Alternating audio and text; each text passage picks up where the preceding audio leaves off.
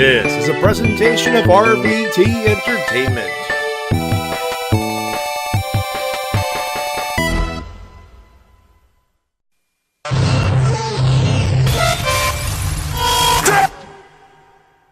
What's your name, ma'am?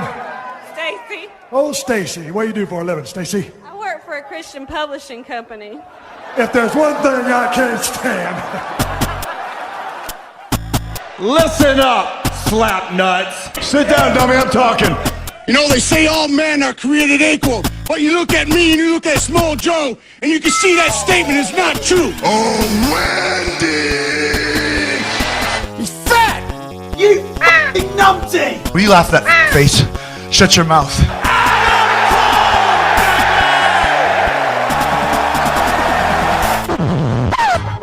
The cream of the crop! Nobody does it better.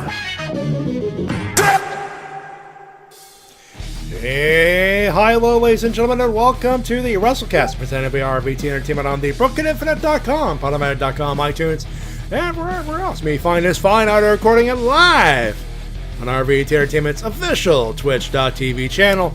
Talking about professional wrestling, both in the mainstream and the independent scene. My name is Matty Jay. That is a TWK. Guess who's back? Back again. T-Dub's back. Trolling friend. Yes. Guess who's back? Guess who's back? Guess who's back? Guess who's back? Ba ba banana ba ba banana ba. Anyways, Right. You good? there's something I need. What do you need? No, it's something we need, actually. We need somebody of some expertise of a certain background. We need somebody who is of a Hebrew heritage, if you will. But who do we know Well, who's you like know, that? as a matter of fact, I happen to know a guy right over there. He's in the call, too. Guess who's back? Once again. Guess who's back? To troll T-Dub again. Guess who's back? Guess who's back? Guess who's back? Ladies and gentlemen, Matis Leonhart joins us as well. Yes, it's I, the most glorious Jew, once and your wrestling rabbi, once again back. I thought Paul Heyman was the wrestling rabbi. Well, he hasn't claimed the title yet, so I've now claimed it. Didn't he call? That's one thing I hate about Team stuff in Rabbi. Discord. There we go. I love it when I have to reset thing and Discord decides to chug. I have to check this sometimes. Chug. I'm not that type of chug. Anyway, keep going. Anyways, you said that Paul Heyman did not call himself the wrestling rabbi. He called himself the Extreme Rabbi. Ah, I see. So there's a slight because distinction he's there. Jewish and ECW. There you go. So, Matty, what do we have on tap for We tonight? got a lot of stuff. Our first segment will be the news. All of the news. Just goddamn, I missed 1 week. I happened to pick the days to take off that all of the news fucking drops. You know, and people go, "Are you going to talk about Elimination Chamber?" 3 out of 5. Well, actually, 3.5 out of 5.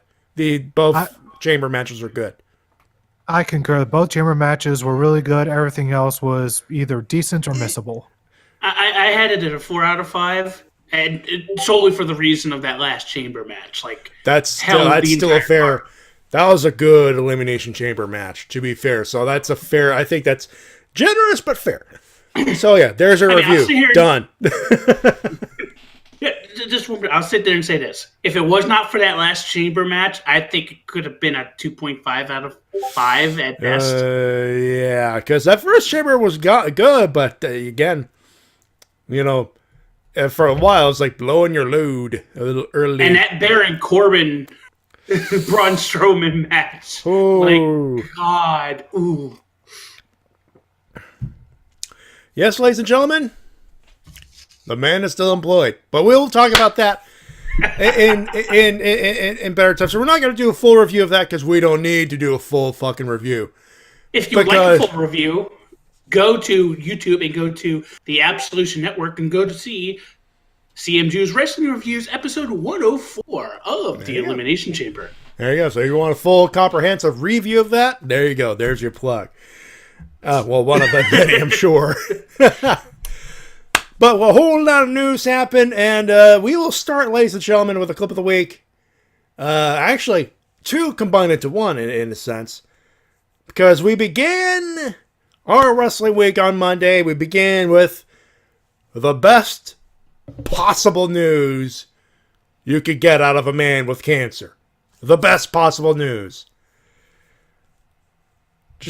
And we ended that Monday with a legitimate cliffhanging motherfucking bitch of a holy shit moment. Ladies and gentlemen, they both back. You know, guess who back? They both back. Take a fucking listen. The only thing that is important, that I have the ability to step foot in this ring every single night. And if I can do that, I'm going to use this platform, this giant WWE platform that is global and the whole world can see it. I'm going to use it to raise awareness, and I'm going to use it to support those who are in need just like I was.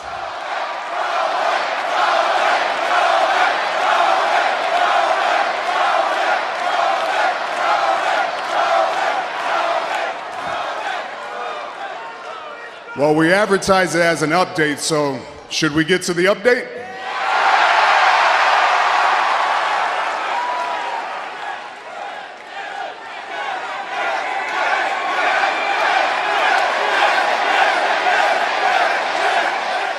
The good news is I'm in remission, y'all.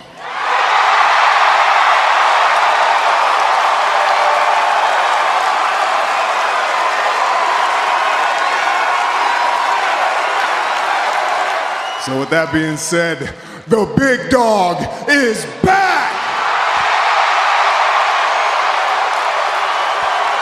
3 hours later.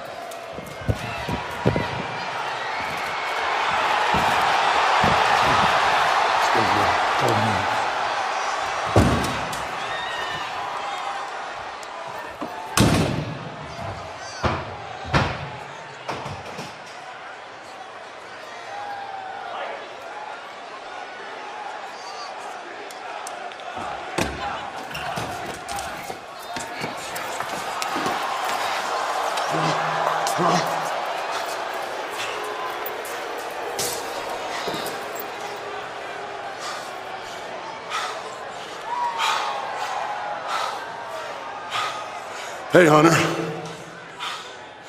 Do I have your attention now?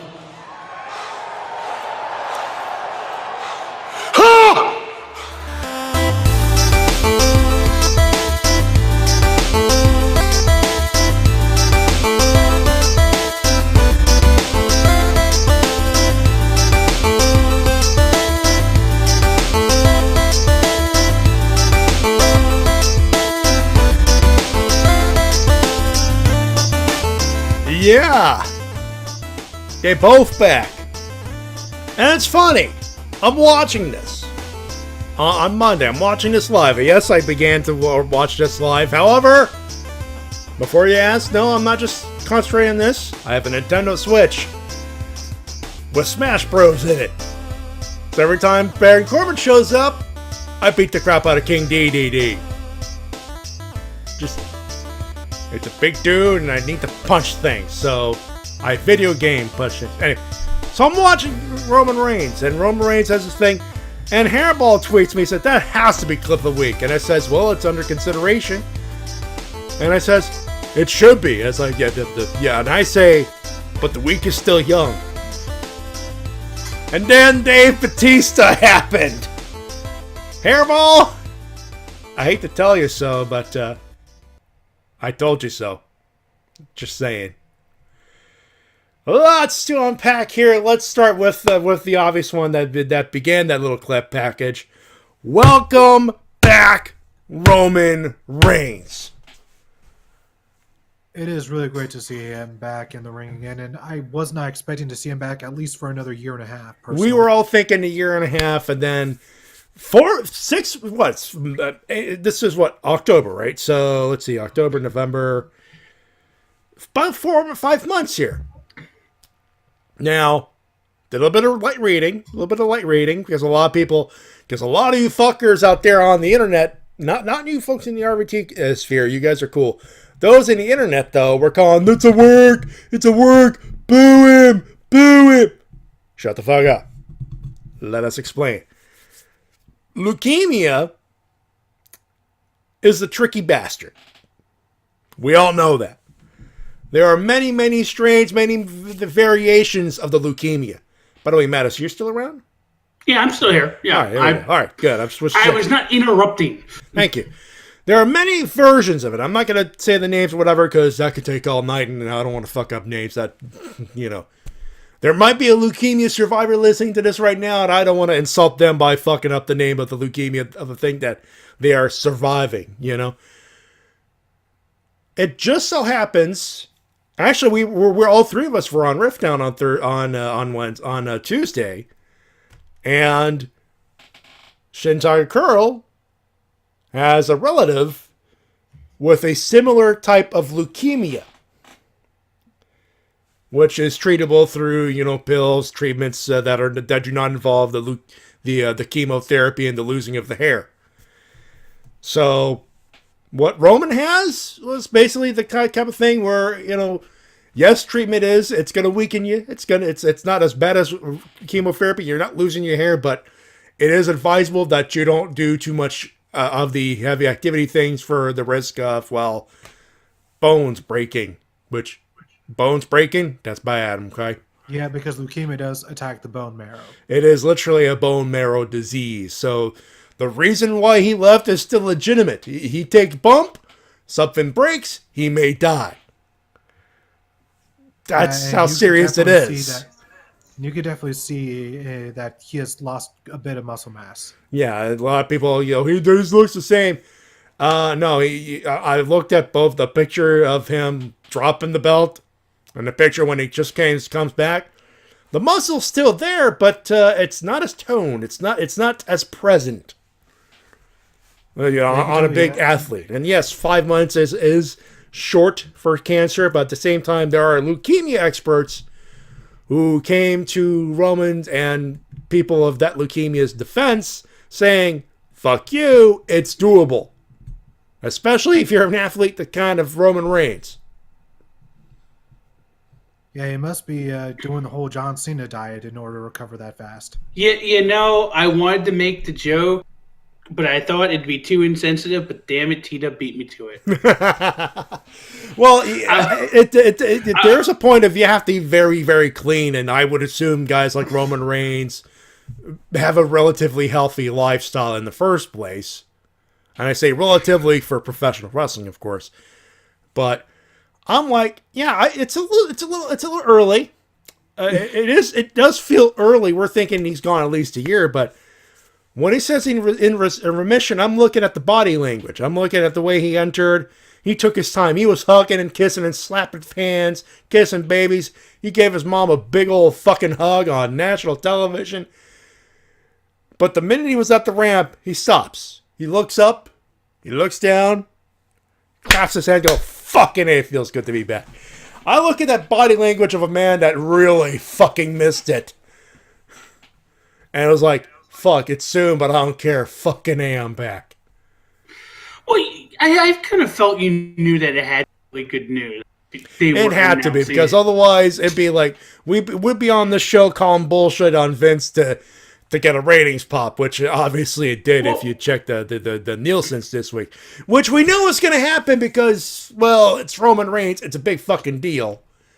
Well, a couple things. Well, one, also the fact that, there are a lot of people, Dave Meltzer, who, accused Vince of using his leukemia in the first place. And in fairness, it probably took Roman Reigns' blessing to even try to do that in the first place. So that's where I'm like, I'm going to leave that alone. Yeah, well, I don't know if you heard, but Dave Meltzer didn't have too many nice things to say about this. Oh, I know. He's one of those like fuck you, Vinny, and you know what? I'm inclined to agree, but at the same time, can we just be happy he's fucking back? You know, and for the again, Vinny people. again, this is the same guy that says it was literally Roman's call to come back so soon. So if he says he's good to go, I think we all need to shut the fuck up and say, "Hey, welcome back, bud. Let's go kick some ass." But it was good to see him back, and you could really tell that he actually just proved just how he was able to work the crowd. Yeah. And like building up to it. Like, yeah, this is why he's the top guy and why they need him. Because he literally had the entire crowd eating out of his hand. It'd be nice if we could see this Roman more often than the scripted. Yeah, the scripted Roman sucks. The Roman Reigns we got, the last two promos, which the dropping the belt and then the comeback. If that's the Roman Reigns versus if we could get more of that Roman Reigns, I'd be fucking happy in my head place. Because he's comfortable. He's himself. He doesn't have to read Suffering Succotash 5,000 times. That just makes sense to me. So, Matty, how excited were you to see Drax versus that one guy from Blade Trinity? Oh, you mean the chaperone? Oh, God. Yeah, so on the other end of the spectrum, hey, Nature took a bump again. Awesome. Well, sort of. Sort of. It was hidden behind the scenes. I'm assuming to appease the sponsored because it is a senior citizen, of course. But we all know it's Rick. He probably took a light bump just to help out Dave. No, probably what happened is, no, Rick, I'm not going to bump you. Bump me. I'm not going to bump you. Fine. I'll do it myself. Climbs up on the couch. Woo! God damn it. You know what? We laugh at this, but it's Ric Flair. He is crazy enough to do a quick bump like that just to help the realism. There's only one thing that surprised me. What? Nothing in that segment that happened ended up busting him open. I know, right? I would have been amazed if he bladed. It probably, you know what? That noise was probably the. No, it's fine. No. That noise we heard when Dave closed the door was more than likely 3 or 4 people trying to keep. Oh, shit. Did we just do that again? Yeah, we did. Twitch be a dick. Twitch be a dick. Are we reconnected here? Are we back? I mean, I don't know. Like, I'm in the Twitch room and... Yeah, but we're not live. We're not live. We're reconnecting. That's what it is. Motherfucker. Are we even live right now? It's doing it again. Yeah. Yeah, it just turned off for me. Yeah, it just turned off. We're going to try that again here.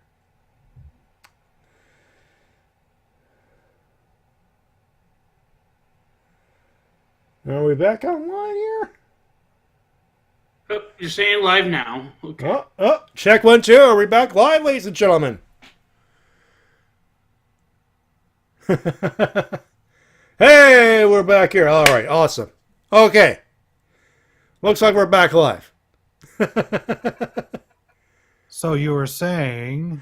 I was saying that noise in the background was probably like 2 or 3 or 4 people trying to keep Rick from blading and taking bumps because Rick and one of them finally knocked the blade off. It's like, oh shit. Okay, I'll light on the floor.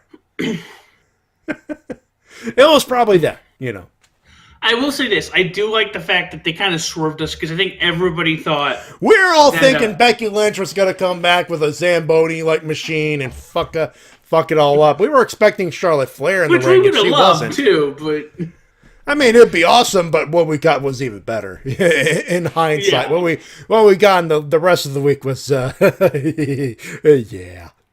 What we got was better. The memes. The memes. The invisibility of Drax the Explorer. Oh. Was Yes. Yes. All of the yes. And Becky Lynch on Twitter is what we got. Oh, Becky Lynch. Lord. Beckers, Lynchums. Oh, Becky. Before we get to that, Matty, how do you feel about your boy being back? This is a complicated emotion, ladies and gentlemen. Very complicated. By the way, say hi if you could hear us again, by the way. That would be much appreciated. It would be, nice to be live and to be known that we are live.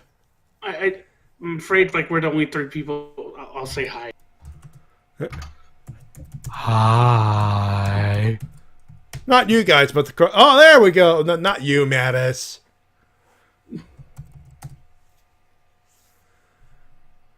Anyway. Your feed seems to be fine right now. Okay, thank you, Reverend. Much appreciated. Okay. So this is a very complicated situation when it comes to the to this.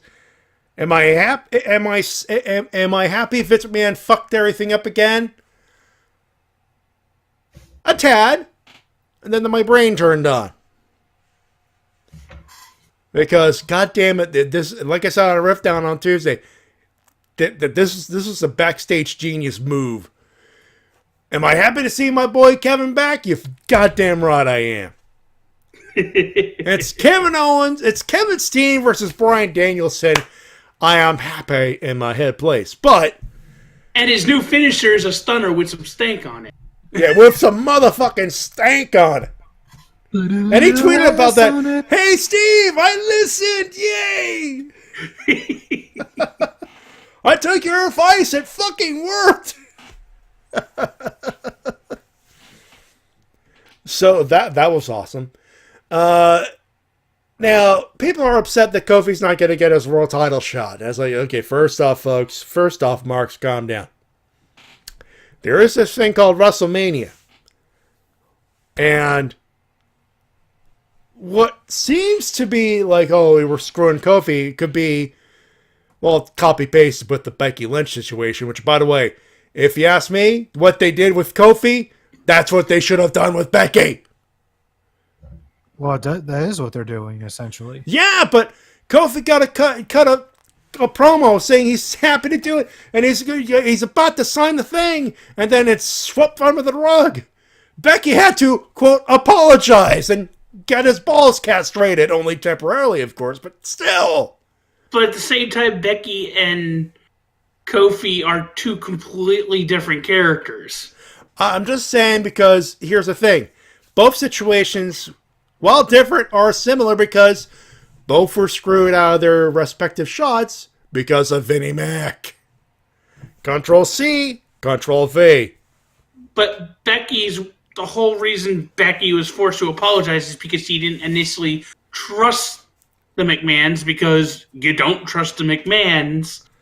And so when she initially apologized, again, Triple H, and I think somebody mentioned it, that there's this really interesting storyline going on to where Triple H and Stephanie and Shane are actually keeping their words. It's Vince that's screwing everything up. And if this leads to a Vince, you're getting too crazy, you need to leave now, go do the XFL, we'll take care of things. Oh. I think you cracked it, my friend. What if Vince brought Dave back?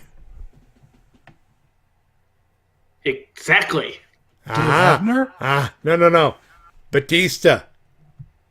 What if, in a power play to keep Triple H from confronting Vince, he brought Dave back? What if? It's a what if. Interesting little hypothesis.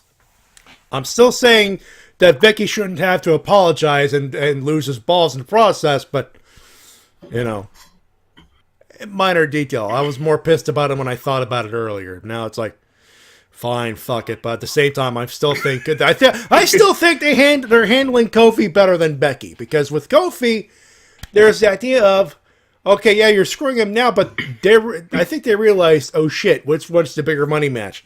Owens versus which one's the bigger money match down the road? Bryan v. Owens or Bryan v. Kofi? Or Owens v. Kofi? That could be somewhat interesting. Yeah. And I thought, okay, Bryan's got to make it to Mania, but what if he doesn't? What if it's Kevin Owens? Yes, I would make Kevin Owens a transitional champion, but I don't care. WWE champion Kevin Owens. Even for a month, there are angels singing in my head at the thought of that, you know? You know what doesn't have angels singing in your head? Ronda's weak Twitter game. Oh! Shall we tell you the story of Ronda Rousey and how of Becky Lynch and how Ronda Rousey fucked the fuck up? All right. Now I don't have the thing on the big screen because I got something else set up that will come up a little later. But I obviously the man got arrested and she got mugshots and obviously you should buy a merch. shirt. And she because Becky Lynch needs bail money. Yes. So she shares the mugshot and goes, Ronda, you go back and get that belt because so it begins quite innocently with Becky Lynch, quote, Ronda, you better go back and get that belt because I didn't come this far to collect it from Stephanie. Came all this way to take it from you. Ronda Rousey responds, quote, that's what I'm trying to do, dumbass. You're hobbling around trying to be a ginger crutch ninja, and taking fake prison photos in the hallway isn't helping. The man responds, keep that F word out of your mouth and concentrate on getting better at the business instead of trying to remain above it. Looking forward to seeing you real soon.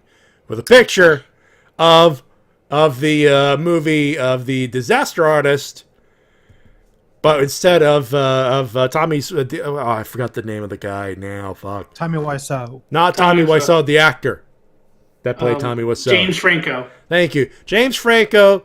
But instead of James Franco, it's Becky Lynch. It's Ronda Rousey's face on it. And what is line? Which, there's that little thing that we need to talk about in just a few minutes. Tommy Wiseau. Keep that name handy. You'll need it. Point Becky. Ms. Rousey responds, quote, F word? You mean fake? Fake like your nonsensical BS armbar that doesn't even work and just looks like you're holding your dick, the dick you wish you had? End quote. Pictured Becky Lynch in the locker room with Rousey in the disarm her. The man responds, quote, it does look like one now that you mention it.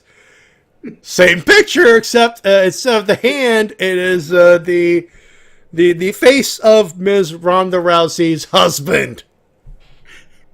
3 points to Becky. Yeah. Beautiful Photoshop work, plus the dick joke. Always a good dick joke. Ms. Rousey responds, quote, Rebecca Quinn, I don't care what the script says. I'm beating the living shit out of you the next time I see you. The man responds, Ron, you still mad, bro? Just checking because you went full Russo earlier. Wanted to make sure you made it back okay. Rousey responds, lawyer up, bitch. You're about to have plenty to sue me. You're about to have plenty to sue me over the for hashtag can't afford it, hashtag worth it. The man responds, you're doing amazing, sweetie.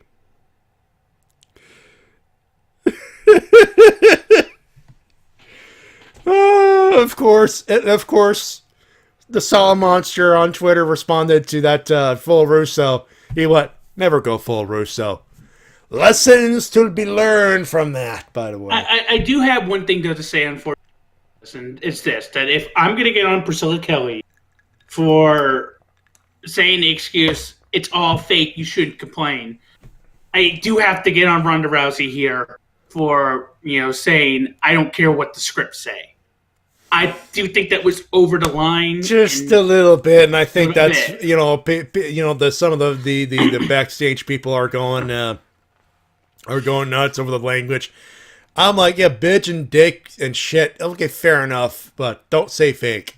Don't break kayfabe. Well, the fake wasn't the word here. Like, fake is a problem sometimes, but here she's saying her armbar is fake. That's like trying to knock her move. That's not the problem. The problem here is saying, I don't care what the scripts say. Like, that's peeling the curtain back just too much. But then again, the non-PG humor was obviously a little yes. more but that's what makes it real. But I'm also trying to be fair. Like, if I'm going to knock Priscilla Kelly and her dirty tampons for saying it's all fake, you should complain about it. Yeah. By the way, Priscilla Kelly's Evil also Reverend. Ryan. Go ahead. And by the way, of course, Evil Reverend Ronda making it too easy. The man doesn't even need to try to get inside her head. Nope, not at all. Go ahead, Tito. Priscilla Kelly's wrestling Joey Ryan soon, and I can't wait. My God. They build it as the match that will kill pro wrestling. And I, for one, am looking forward to the video on demand of that match because I think I'm going to watch the shit out of that. If at least doesn't kill pro wrestling, it's going to at least kill Jim Cornette. Oh, God. I just don't know what the hell Ronda Rousey is thinking. She just seems like she's trying to be an edgelord, really, and it's failing. Just a tad. Yeah, it's a tad. Let's see. What else do we got here? Tommaso Ciampa seems to be undergoing some recovery for an injury. Yeah, he's been pulled from live shows, and they had to change up a few matches for Robo Frost SmackDown in consequence. From what I'm reading is that he intends to make it to TakeOver to, obviously drop the title to whoever happens to be his challenger. More than likely going to be Johnny Gargano. It makes sense to put it on Gargano at that point, but we'll see.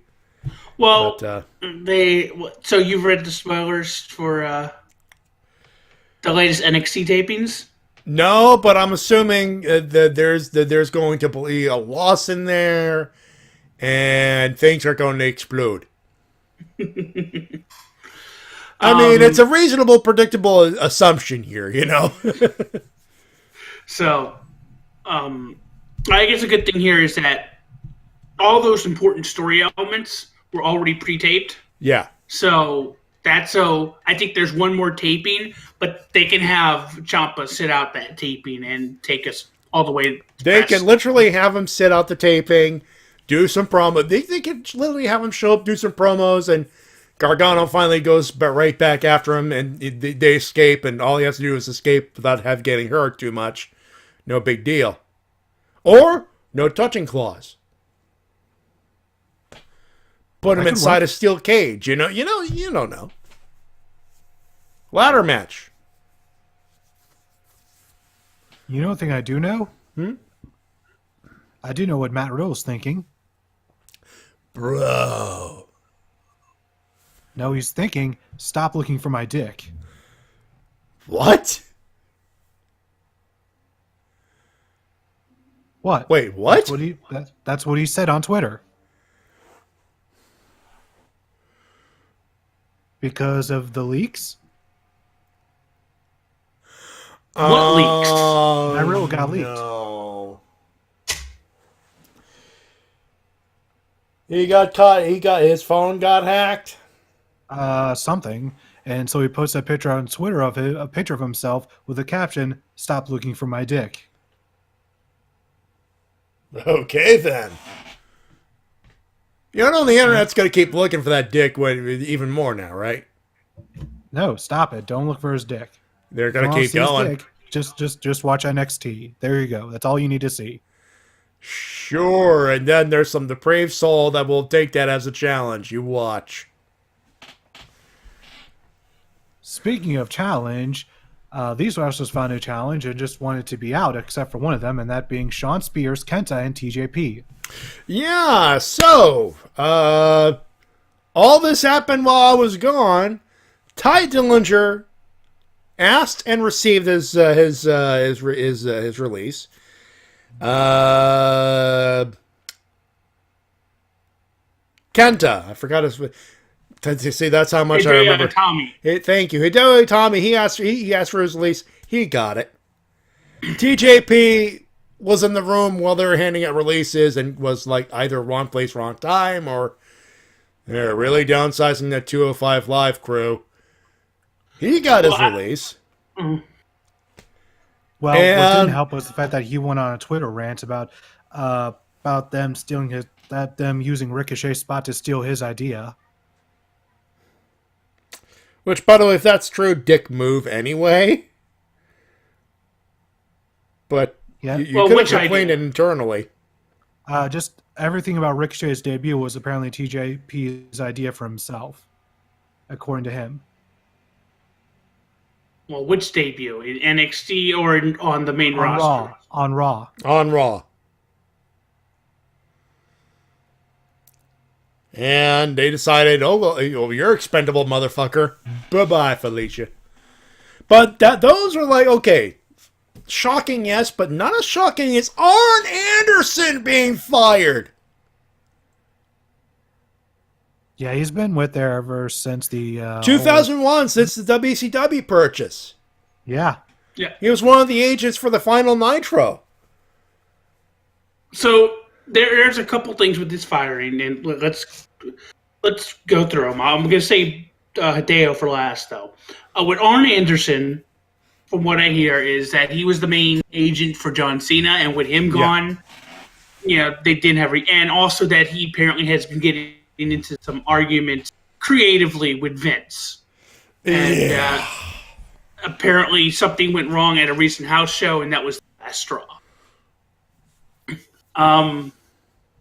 Also, with TJP, and I heard this while watching Cultaholics news report, that apparently there were reports of that TJP's kind of been a dick recently backstage. Maybe trying to get himself ass fired, maybe? I don't know. Possibly, no. I don't know. According to TJP, he was not trying to get fired. He was straight up asked, "Hey, do you want to go anywhere else?" He's like, "No, this is where I've always wanted to be." But they were bringing up the fact that when Hideo were asking for the release, everybody was saying good things about them, saying goodbye. But when TJP got announced, gone, only a few people said good things. So it's one of those. It's one of those. Take it with a grain of salt kind of a situation. Yeah. I'm not going to speculate on that specifically. So, it does not make sense to do so. No, it doesn't. No, but something obviously had to. Something happened, and he was probably in the crosshairs. Obviously, yeah. There is Ty Dillinger, who made it public that he asked for it, because at this point, why the fuck not? And I think it's more than likely he's going to... I think the for him is AEW. You say that. But first of all, the reason why he asked for his release, they weren't using him, and they were obviously trying to limit the 10 chance. So that obviously was the reason why he got fired. Or he was granted his release because, well, if you're not going to do anything, I'm wasting your time and money, and you're wasting my time. Let's just do something else. Now, here's the thing. If everyone's gonna look at, if Ty Dillinger and Dean Ambrose show up in AEW, then it's AEW becomes TNA in that sense. They don't want to do that. Now, obviously Ty is good friends with Cody, so it kind of makes sense, and I don't blame you for making that assumption. It's a good assumption. If I'm AEW, I'm waiting on Ty I'm not signing him up for first thing 90 days are when his 90 days are up. But because everyone will be expecting it. And the way I think they've been recruiting is they're getting guys that, okay, the top guys you're kind of expecting guy. You're heavy hitters now. But for the core, like for the bottom, like the top card, like from the middle to the bottom middle card, whatever. They're getting guys that are not as known or have like a cult following, but aren't the expected signing. But, looking at the rosters, like with the Joey Janellis and the MGFs, yeah. I think Ty Dillinger would work much better with those people than looking at someplace like Ring of Honor and their roster.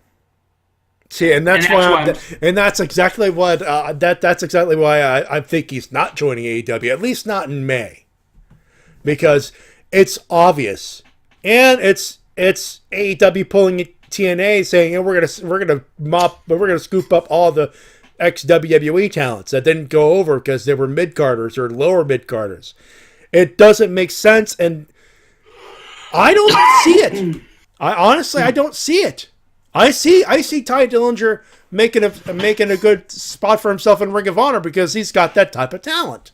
I will say this. I see Ty Dillinger. I don't see Dean Ambrose. That fair? So you don't see Dean Ambrose in AEW? Where do you see him then? Still in WWE because I think it's a work. It's not if it was a work, why would... God damn it. You're going to be one of those fuckers, aren't you? Well, we'll see. We'll see. Matty J. Matty J 316.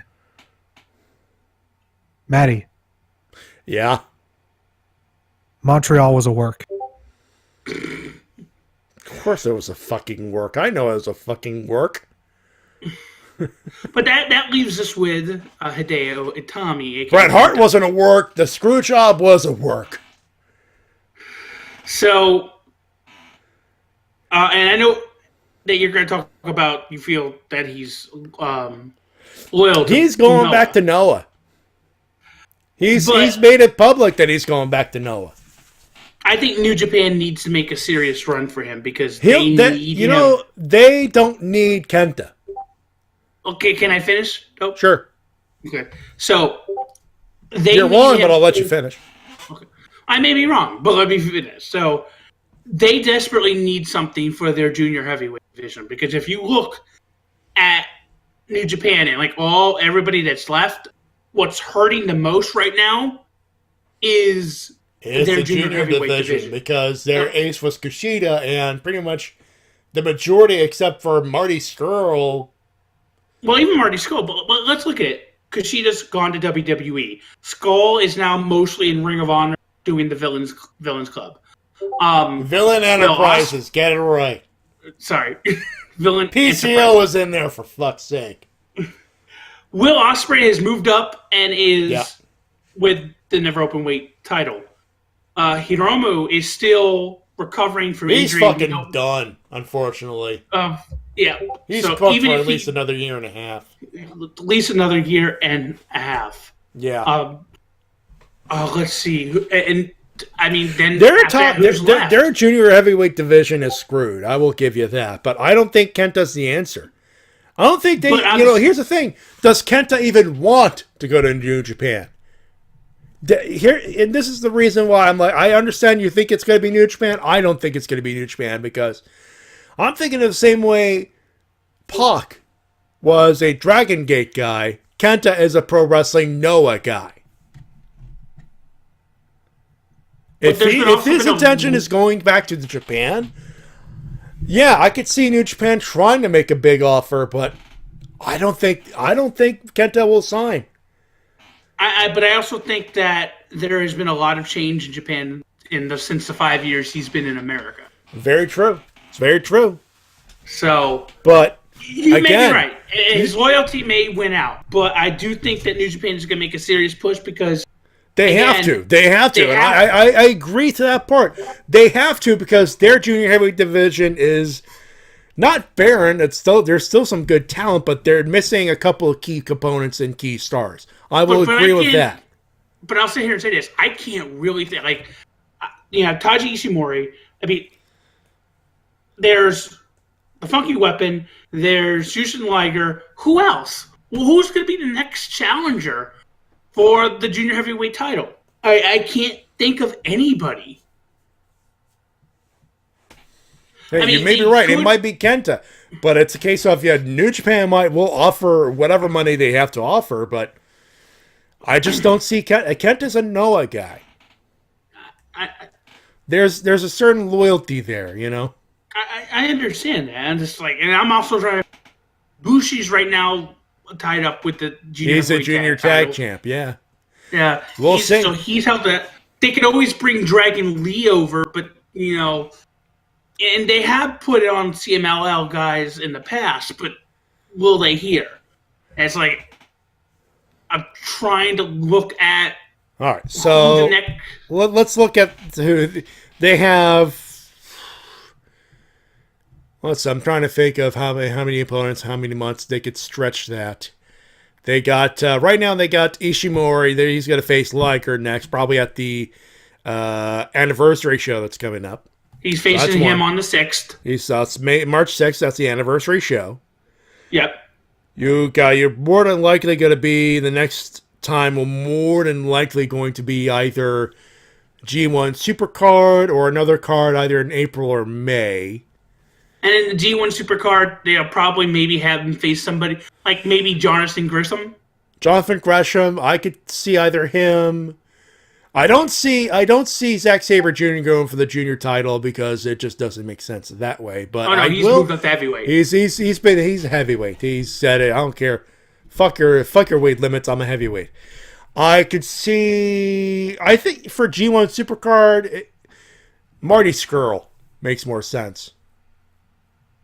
Possibly, but at the and same then time, Jonathan Gresham jumps in there probably through the Best of Super Juniors. Which I think that's how they're going to start building up some new stars is the Best of Super Juniors, more than likely. They're going to have to. They're going to have to. That division is decimated right now. Through no fault of their own. Through no major fault of their own. It's just progression and Kushida leaving just stripped Baron there. But I don't think Kenta's the answer here. I hope I'm wrong. Hey, you know what? He shows up in there. That's an instant shot for the junior division, but it's an instant shot for the junior division, and then it's an instant shot for New Japan in general. Because you add him, and you add Kota Ibushi, which we really didn't get. We barely scraped 2 weeks ago when we talked about it. Yeah. But really thinking about it longer, that was the fact that he's going to be there for 2 years. That's a big deal. He's thinking end of the career, big fucking deal, and it instantly puts into work the fact that yes, it is going to be three main factions vying for being the best in the business in wrestling in WWE, the New Japan Ring of Honor Alliance, and AEW and its alliance with all the smaller companies. Which is, I believe, that's what I said was going to be. Yeah, Ring of Honor. You have Ring of Honor, New Japan. Yeah, the National Wrestling Alliance seems to be hitching its buggy to that alliance as well. We'll see. TW, you're surprisingly quiet. I didn't want to interrupt. Fair enough. Jump in anytime. I do think that it's very likely that Hideo Itami / Kento will go to Pro Wrestling Noah, and I would not doubt if there were a lot of companies trying to bid for him. So we'll just wait and see how things turn out. And as far as the New Japan Junior Division goes, it's going to be very interesting to see who's going to be in the Best of the Super Juniors this year. Yeah, because who can they put in there? I'm suspecting a few Ring of Honor guys are going to make the jump. CMLL guys for sure. Here's something that that should be noteworthy is the fact that they're not really the junior tag division isn't really bound to not go against the singles wrestlers because they have had Sho and Yo, and Best of Super Juniors before. So. Yeah, in this Best of Super Juniors, if you're a junior, you're in. So it's entirely possible. And that's the only thing I can think of is that they may be trying to put Shingo Takagi in there. But then again, you're dealing with the issue of is Shingo Takagi really?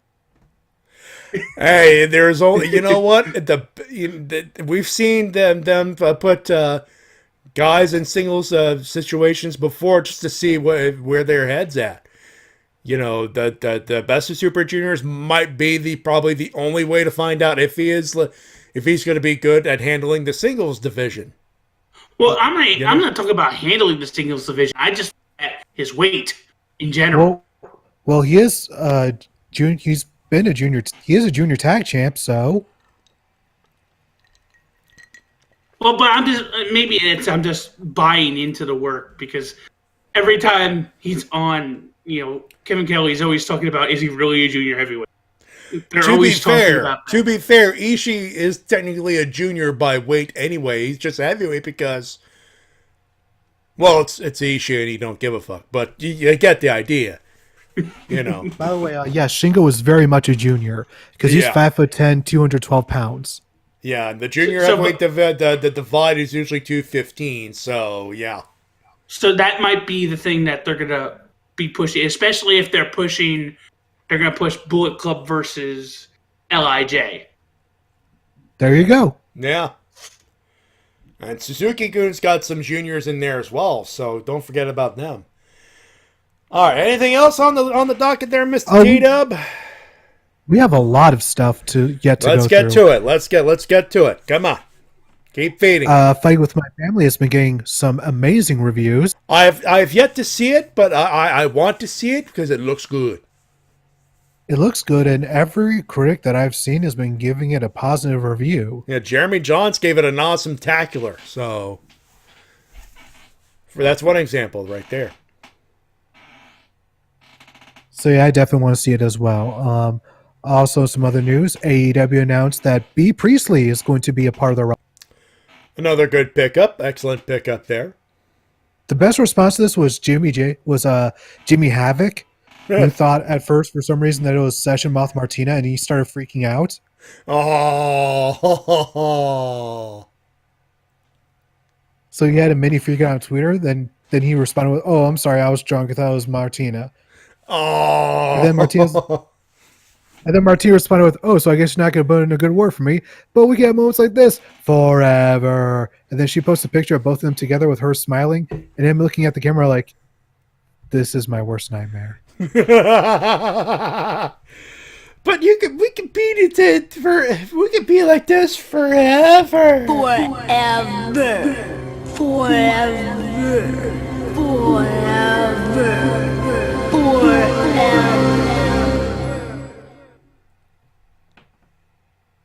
Been a while since I did that button.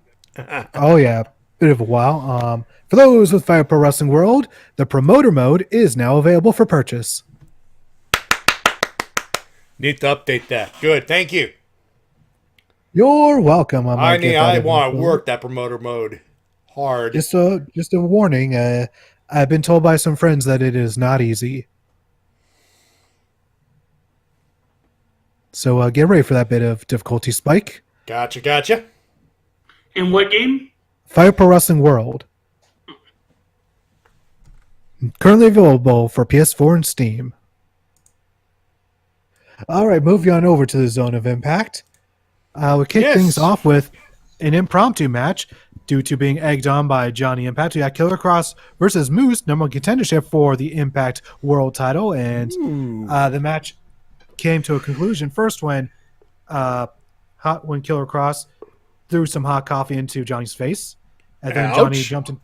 Yeah, and then Johnny jumped into the ring and caused a double DQ. Ow. And then the heels decided to just, fuck this, let's just beat up Johnny Impact. And so they proceeded to do that for a few minutes until Brian Cage made the save. That's a thing. And then we have backstage segments where Johnny and Cage actually had a nice heart-to-heart, and Johnny gave Cage a contract for a tail shot at any time. All Cage has to do is team up with him to take out Killer Cross and Moose one final time. Anyone else smell backstabbing here? Like, as soon as the 10 match is done, it's like, okay, I want title shot now. Boom, dead. Or Ric Flair Sting situation, maybe? Where Sting just warns Ric Flair not to backstab him. And then he backstabs him. Curse like your, you do. Curse your son, but inevitable betrayal. You can't properly check the Twitch. It should be on right now, as a matter of fact. Yeah, but I'd prefer watch the whole show instead of just watching pieces of it. Let's see. Guess who's coming back to Impact? I guess now, for as I'm recording this, they'll already have returned because Impact is taping their show in Las Vegas. The hometown boys, Reno Scum. Awesome. Yeah, they were mainly around during the Jeff Jarrett era. During the GFW era. Let's see. Rascals defeated Desi Hit Squad in an entertaining match where they did a whole bunch of really impressive maneuvers that just made me lose my mind. You know, like you do. Like you do. Sammy Callahan visited Rich Swann in the hospital after pile driving him on the stage the previous week. Okay. And Rich, and he, I guess maybe he beat some sense into Rich Swann, maybe. I'm not sure what exactly happened here, but it seems that Rich Swann might be joining OVE. In fairness, in MLW, he is starting to show some heel tendencies. A heel Rich Swann. That could be interesting. He's showing some heel tendencies. It's worth mentioning. Subtle? Enough. Like, for example, his match last Friday / Saturday on Fusion, he won, but he had his hand on the ropes. Oh. So, again, heel tendencies. Speaking of heel tendencies, Eli Drake took on Eddie Edwards, and wow, this is a really good technical match. Ooh. And I really like the ending because Eddie Edwards went for Kenny the kendo stick, and Eli Drake would not allow that. And while the referee was away, he tried using it against Eddie Edwards, but then Eddie reversed that into a jackknife pin for the win. But was it just me, or you're just a tad quiet? Am I? Maybe just a tad. I don't know. You're usually I'm a also little louder. not talking because I don't watch him. No, he's talking about me being quiet. Yeah, just like the mic being quiet. How do I sound now? Better. Hello. I increased the mic volume a little bit on your end so we can hear you just a tad bit better. The mic volume is at max right now. All right. Just making sure. Just making the proper adjustments. Don't worry. Because audio mixing is a thing, and you need to be as loud as I am. Indeed. Let's see. Seems like Glenn Gilberti will be working in Impact, but as soon he asked an employee for directions to the management office, and then he ended up walking out of the building and getting locked out. Whoops. And Alicia Edwards took on a debuting Delilah Doom. Ooh. For those who don't know, she is a wrestler with a jazzercise gimmick. I've been aware of her for quite some time, and I'm glad to see her finally get some TV time. But they could only wrestle for a few minutes before Tessa Blanchard came out and just absolutely annihilated them. Murder. Why? Because Tessa wants belt back. If she can't get belt back, she wants Gale's backside. Indeed, but in all fairness, they did let Delilah Doom get some offense in. That's fair enough. And then we got a promo hyping up, a little backstage segment hyping up a match next week. And it'll be Rosemary's Army versus Su Young's Army. It's going to be Rosemary's Soul versus Allie's Soul. Your soul is mine. Perfect reference. Yeah, that's what I thought. And in the main event, we got a rematch for the Impact World titles. The defending champions, the Lucha Brothers, defended against LAX. And this is like New Day versus Usos, where, yeah, this match has been happening a lot, but who cares? All the matches are awesome. Yeah, also, you just got a little quieter for some reason.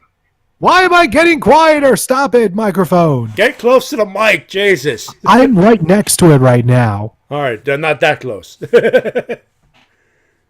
Right, close enough now. I said Is this close enough? I said not that close. Jesus, Al. Well, I don't know what's going on with my mic volume. Let me just see some internal settings here.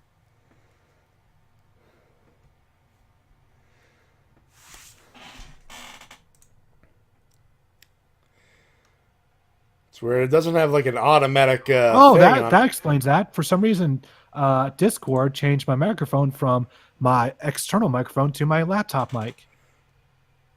That's weird because I hear your regular mic just fine. Yeah, I just changed it right now.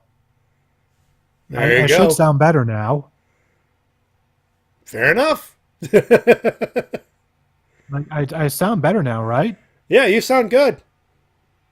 Yeah, I just changed because for some reason it changed my microphone from my USB mic to my laptop internal. I said you keep getting quieter and quieter because for some reason it's detecting either it's too quiet. I don't know what it is, but I don't know. Discord is a dick, and for some reason, because here's the thing: Discord has like a user volume thing where it could raise the volume, and I have it at 162%. Yeah, it wasn't a volume thing; it was literally changing my device. All right, fair enough. All right, keep going. All right, now that I'm back with that, yes, Lucha Brothers versus LAX, much like the Usos versus New Day, happens a lot, but it's awesome. That it is. And at one point, Lucha Brothers did their own version of the "Was Up." I wasn't expecting to see that in 2019. Anyways, after an amazing match, the Lucha Bros retained, and as per Conan's request, LAX offered their hands for a nice friendly handshake, and Lucha Brothers end up just pie-facing them. Betrayal! LAX did not take this kindly, so Ortiz and Santana beat the shit out of them and then took their masks. Like you do. And that's how we ended Impact. And oh boy, things are getting a little bit intense in this feud. Just a tad. Just a tad. And speaking of things that are intense, Matty, take it away with your wrestling show review. Yeah, so Femme Fatale 21 happened last week. Now, I already explained the story on Ranger Recap where I wore my Power Morphicon hoodie. The one of the Beast Morphers, and it getting recognized 3 times while I was thinking, it's Ottawa, it's a wrestling show. I'll get a few chuckles. I'll sit down. I was like, fuck you, I'm keeping warm with my good Power Morphicon hoodie.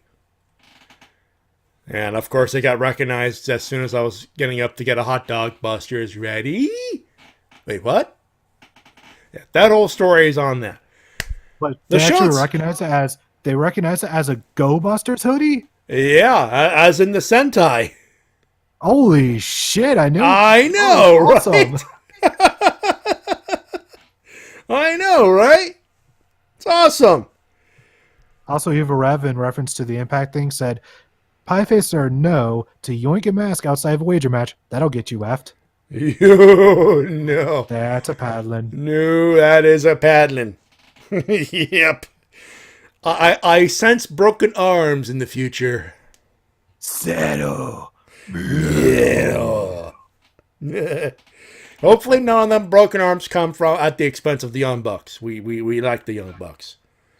Yeah, that feud's starting to get intense, by the way, as well. Like Jesus Christ, you saw that thing from being the Elite. Holy jeez.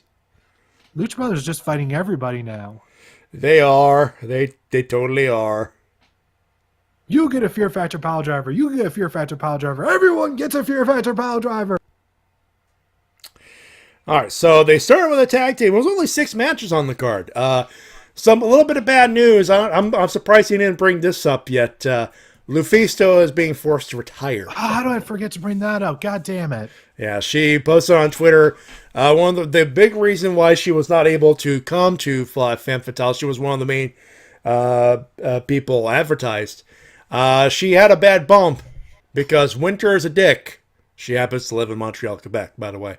And yeah, so she got that checked out. Turns out her knee is dead. So she's embarked on her retirement tour, unfortunately. Yeah, so if there's anyone who has just been the absolute face of who's the absolute face of women's wrestling in the independent circuit for the past 15 years, it's Lufisto. The fact that she hasn't been able to get a run in either the WWE or Ring of Honor with the Women of Honor or any major promotion, the fact that she's not going to get a chance to even sniff that AEW money is a fucking crime. You know, it's just sad. Yeah, but she really broke barriers when she became the queen of the death match, because not a lot of women were doing death matches during that time. Her match against in CCW against Necro Butcher is one of the best of all time. Yes, still a death match. Yes, still bloody. Yes, still not necessary, but you know, groundbreaking. You want to talk about women's wrestling? Getting the big bump, the big the recognition that it is. Lufisto is one of the reasons. One of the very early reasons, especially in the early 2000s. Yeah, she made her debut apparently in '97, which is earlier than I thought. So yeah, she's been around she's for a grizzled young vet time. in that case. Anyway, so Lexi and Nicole and Willow Nightingale, that Kasey, Spinelli, and Veda Scott had paper mache unicorn hats. That got the crowd to go high. Samantha Heights, Allison Kay was in there. Yay, I love Neve. Allison Kay. Allison Kay, she was in a different match. She was going after someone else. But Jessica Havoc pile drive the fuck out of poor Penelope Ford. Yeah, you definitely mentioned this 1 or 2 or 3 times during the Toonami Discord call last week. Yeah, Penelope Ford. Yes, that Penelope Ford, by the way. Yes, that very same one. Pile driven from Brett's rope. Or as I like to call it, Tombstone. Matt Hardy's rope. Yep. And, of course, Jessica Havoc took the mic because I just broke my plaything. I want another one. Cecil next shows up. That's a surprise. That is a dude, yes. and he eats a couple of big moves too. So Vanessa Craven, who was the Femme Fatale champion, she's out for an injury, but she was at the show to do meet and greets and do a little bit of a storyline working here. Chris Statlander, she was saving, and then of course Allison Kay was like, "You're not a main eventer, I'm the main eventer," and they turned that triple. Mercedes was supposed to face someone, and something happened, and then a whole lot of things happened. And bottom line, it turned into a triple threat between Mercedes Martinez, Chris Statlander, and Allison Kay. That was the main event. Mary Lee Rose, she took on Angie Sky. Nicole Savoy versus Nicole Matthews. When the VOD becomes available, you should go see that match. It was very entertaining and very fun. And in the main event, Chris Statlander pinned Allison Kay. All right. In that triple threat with Mercedes Martinez in there. So Statlander, man, she someone to follow in 2019, 2020. I'm going to keep that in mind. I'm going to keep that name right in my mind. Chris Statlander, for those wondering how it's spelled, K-R-I-S, Statlander. Statlander. There you go. Statlander, I'm assuming. Bingo. That is her name-o. So their next events will be 22 in Quebec City and August 10th in Toronto for that particular weekend, if you know what I mean, and I believe you do. So there you go. So that was the thing.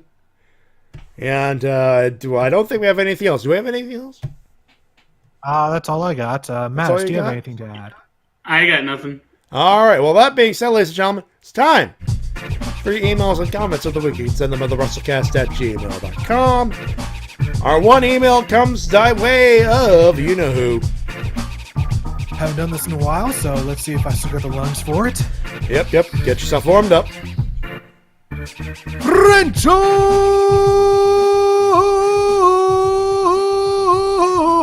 Taku. There you go. Let's see. Gotta delete a couple of things here and there and just say warning is what it starts with. If this small sketch offends you, please skip it. Okay, it doesn't seem too offensive. Basically, Becky White wakes up, first night in jail, wasn't so bad after all. Bernadette, I see you woke up on wet. Come on, you said. Oh, get some Bernadette, Becky. Listen, I had an awful night. I have my mind on Ronda Rousey, and I just want to leave these walls. Bernadette, okay. Only thing between these walls is me and your jewels. Becky, what? Bernadette, you look like an open orange, and I'm about to give you some milk. Give me them booty cheeks. Becky, fuck this. Following that, Bernadette ended up with 2 broken arms and a pull up her rear end with "My name is Ronda Rousey" on the back. I sense a reference I'm not getting here. I'm sensing orange is the new black reference. I have not watched that, sadly. Anyway. Hello, Wrestle-Cast. Sorry? Oh, I thought he was referencing Drowsy or Drow. Oh, I was hoping you'd get it, but yeah. I guess none of us get it. Yeah, I don't think there's a yes. Sorry, Rancho Talk. It's one of those rare moments where Neow. Hello, Wrestle-Cast. Good to see you again after the week off. And yes, I saw a glimpse of Femme Fatale on your Instagram. Matty, rest in peace, Penelope Ford's neck. Yeah. Anyway, I'm going to give you a quick recap of the previous pay-per-view. Elimination Chamber. First off, congrats to Bayley and Sasha Banks as the new women's tag team champs.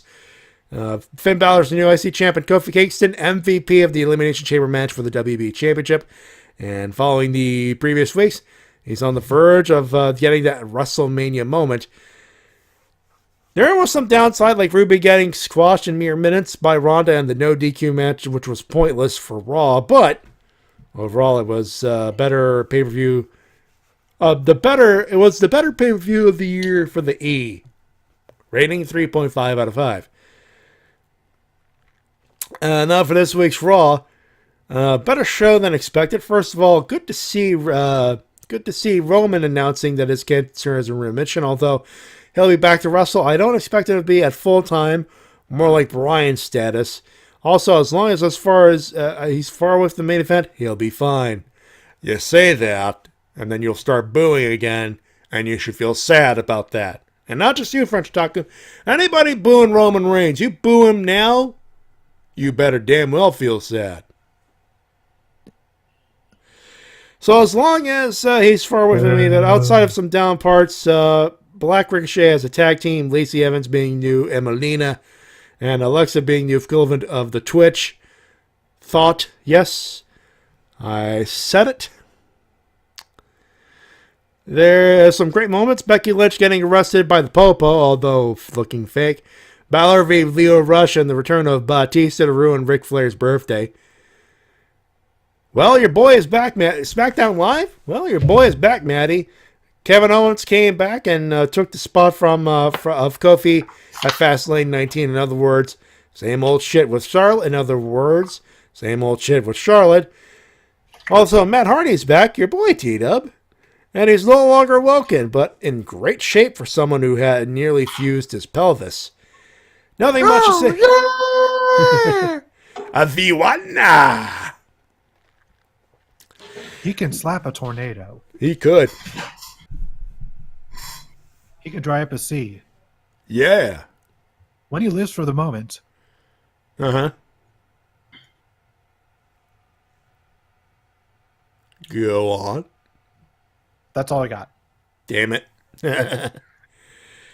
Nothing much to say on this episode, and yes, why Nakamura got a dark entrance and wasted a dream match against Ricochet or Aleister Black? To be fair, we talked about this on Rift Down. Yeah.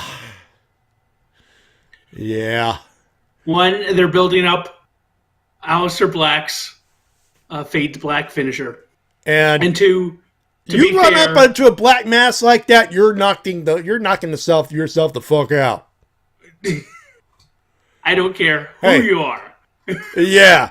And by the way, we're about as happy as you are about it, but still, you got to build up Aleister Black, and knocking Shinsuke Nakamura clean the fuck out is certainly a way to build up that finisher.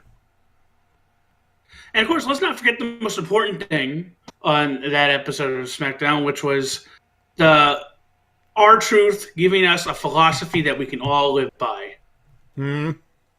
What would John Cena do? Well, R-Truth did not do the best job of being invisible. Fair enough. Winners, haven't watched NXT, but Keith Lee versus Dominic Dijak. Me wanna. Yeah, that sound that you hear from Mattis, that's him in his happy place, and I don't blame him. I watched that. My God. T-Dub, if you have to watch anything from NXT, that's a match you need to watch. Duly noted. Oh! You will be happy in your head place, my friend. The signing B. Priestley, I hope it's spelled right. He did spell it right, by the way. To AEW, we got Melina, and I'll take it any day. Daily X-Men, who will interview on March 13th, two of the main writers of Lucha Underground. Good on you, good sir. Well, she did it. Becky Lynch having a conversation with Tommy Wiseau. How the fuck did we miss that? Because of all the other news? Yeah, somehow, someway, Tommy Wiseau got involved in that Twitter spat and said, hey, I'll book for WWE. No. Yes. No. Yes. No, Tommy Wiseau says no, stop. God, no. Yes. No, that's not what Wiseau said. Wiseau said he wanted to ring. He wanted to ring announce, actually. That's what he wanted to do. He wanted to ring announce. And Becky says, oh, hi, Mark. Oh, hi, Mark. He can only ring announce if Doug Walker is allowed to riff it. No. No. That is the only way I'm accepting it. Doug Walker's is kind of pretty much blackballed now. You know why. It's bullshit, but I know why, yes. It's not bullshit. It's not bullshit when you speak to the people, certain managers, certain managerial producers fuck over. And I'm getting into that debate tonight. Anyway. So Ronnie Wiseau, WWE, do a parody of your YouTube channel with Becky as Tom from The Room. Do it! Last week, Velveteen Dream is a North American champion. About damn time the man got some gold. Damn right. Losers, the recent departures of Hideo Itami, Ty Dillinger, and TJ Perkins from the company. Hope the best for all three of them. The crowd of Lafayette, Louisiana last week. You were so boring I could hear I could hear a fly come in. I could hear Matty, Dave, and T-Dub from here. And I live from far. Yeah, I don't care what WB was presenting. Lafayette was the shits. When Bully Ray, who was an advocate of you can wake that crowd up, is telling Lafayette to wake the fuck up. Yeah, you got problems, Lafayette. New Orleans, you're cool. Lafayette, below us. Anyway, Tommaso Ciampa reportedly was suffering a neck injury, hence the reason why he didn't wrestle that much. The waste of potential dream match between Rusev and Shinsuke against Ricochet and Aleister Black. Just why? Hey, it wasn't a singles match. And you could build up Nakamura versus Black on just on the fact that was a fluke. That was a fluke. So there's that. The singles match has not been wasted yet. When they waste the singles match on SmackDown or on free TV, now you can bitch. I don't want to be harsh. He doesn't want to sound harsh, but Mandy Rose having a title shot against Asuka at Fastlane after pinning her clean. Yes, I know it's a roll-up, but clean. T-Dub, was that a clean thing? There were shenanigans. There were a lot of shenanigans. In fairness, I'd say at most 80% clean, considering, but there were some shenanigans involved. Well, there were distractions. There were shenanigans by Mandy Rose, and then there was who came out? Lacey Evans came out. Yep. Lacey Evans came out, and not Sarah Logan. I'm trying to remember. Fuck. Sonya Deville. Sonya Deville. Thank you. Anyway. The one who made the man tap out lost to Trish Stratus Light, he says in all caps. Unless Asuka squashes her in mere minutes, we're gonna lose faith. They've lost faith in the Empress. This is a filler feud, folks. She's retaining. Well, that's it for this week. And people on the chat, please send email. I can't be the only one doing so in the community. Yeah, even if it's short, send some emails. Do as the Frenchman says. You will do it, and you will love it. Because I will read it. He'll literally read anything you type out. Even if you type out, Matty J is the biggest American I've ever heard on podcasting, Matty will read it. Well, I won't read that. I'm not Ron Burgundy. Let's keep in mind. Yeah, yes, you are. You're the Ron Burgundy of podcasting. No, I'm not. I am not Ron Burgundy. I'm not drinking scotch. Scotchy, scotchy, scotch. Get in my belly.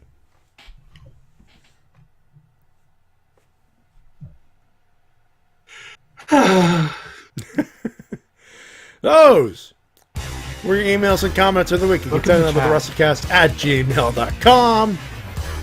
We shall return. Oh, did we forget something? Look in the chat. That's why I sighed. No, I'm not reading that. Forget it. You must. I will not. I will not read that aloud. We'll be back to talk about New Japan Cup. When we come back, don't go far.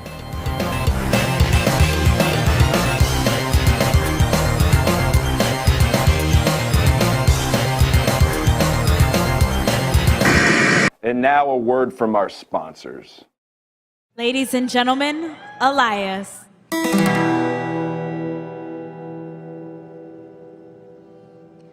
Hello, I am Elias. And now before I begin, please silence your cell phones and hold your applause until after I am done. Because I have one question for everybody here. Who wants to count with Elias? 1, 2, 3, we walk and count along with me. Yeah. You're absurd when you're hungry. Snickers satisfies. Promotional consideration paid for by the following. Think he's ready? I think he'll crack this guy out. Okay, guys, keep it clean. It's gotta be a ring-a-ding-dong dandy. Nice. Ooh, that's gotta hurt. What a move. He's airborne. Humpty's famous 4-egg omelets. Choose from 7 feature combinations. They're excellent. You know, Humpty, maybe we should be a tag team. You're out of here. This is WMOB Mobile, 12 on your channel dial and 12 in the TV ratings. Tokyo, Japan. And still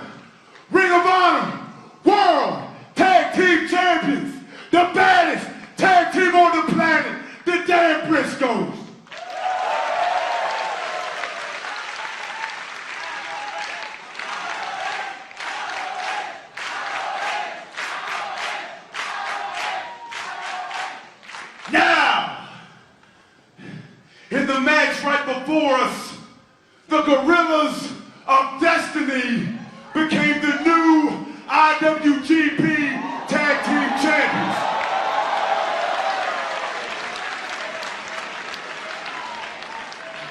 In case y'all haven't heard, we got a little show coming up on April 6th. What? In New York City. And we laying down the challenge right now. Gorillas, we'll put our belts on the line. Y'all put your belts on the line. We'll do title versus title at Madison Square Garden. Sounds good to me.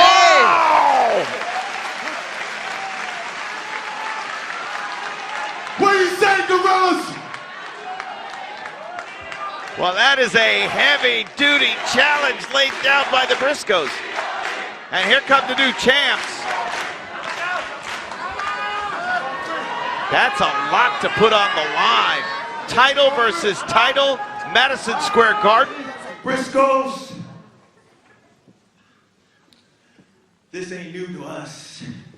This is our 5th time to become tag team champions. We heard you. April 6th,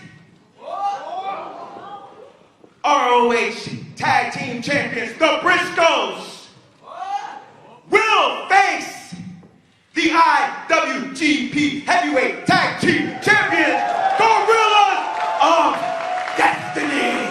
The challenge has been accepted. So on March the 6th, Madison Square Garden, G1 Supercard, all over the world, ROHWrestling.com, New Japan World, you will see these two top tag teams fight it out with everything on the line.